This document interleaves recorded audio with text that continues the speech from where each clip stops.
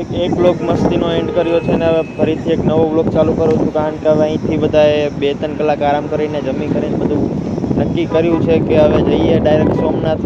શ્રાવણ મહિનો બી છે અને મહાદેવના દર્શને આપણે ઘણા વર્ષોથી ગયા નથી, તો ડાયરેક્ટ હવે જવાનું છે સોમનાથ. તો ચલો લેટ્સ ગો. અને આવી ગયા છીએ ભજીયા ને કચોરી ખાવા.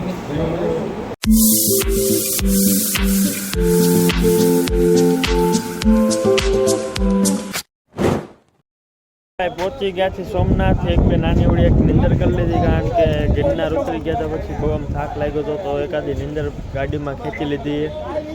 અને હવે ડાયરેક્ટ જવાનું છે સોમનાથ મહાદેવના મંદિરે દર્શન કરવા.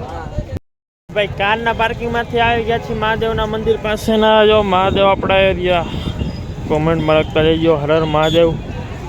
અંદર મંદિરમાં તો શૂટિંગ એલાઉડ નથી, એટલે અંદર તો દર્શન નહીં કરાવું, પણ બહારથી ધજાના દર્શન કરી લેજો બધા.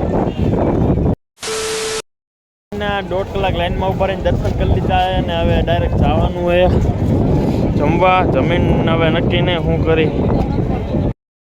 પેલા સોડા પીવા આવી ગયા છે. આખી સોડા કઈ ગોપુ? અને ખેડી સોડા કહેવાય. કઈ ખેડી વાળી આવી નો હોય. 1 hour later. ફાઇનલી ભાઈ વેરાવળની એકાદી હોટલ આવી ગયા એ રિયલ ટેસ્ટમાં જમવા.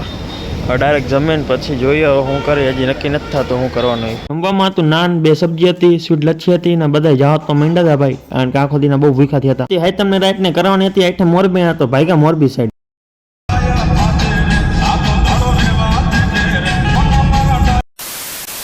આવેલા વાગી ગયા 5 જેવું થયું અને હવે ચા ને ચુસ્કી મારવા ઉભા રહ્યા.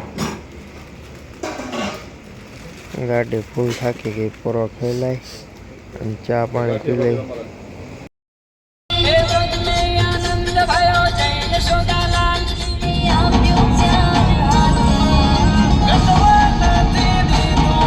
Two hours later.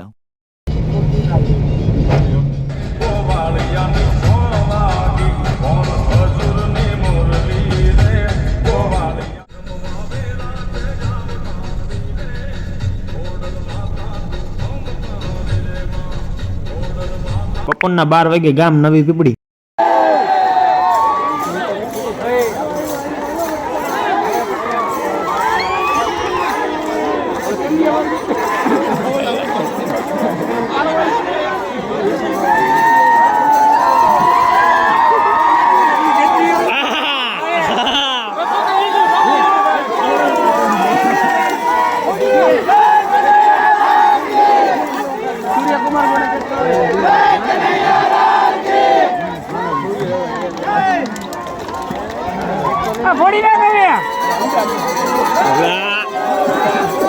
કાનુડો ખારો થયો હો ભાઈ.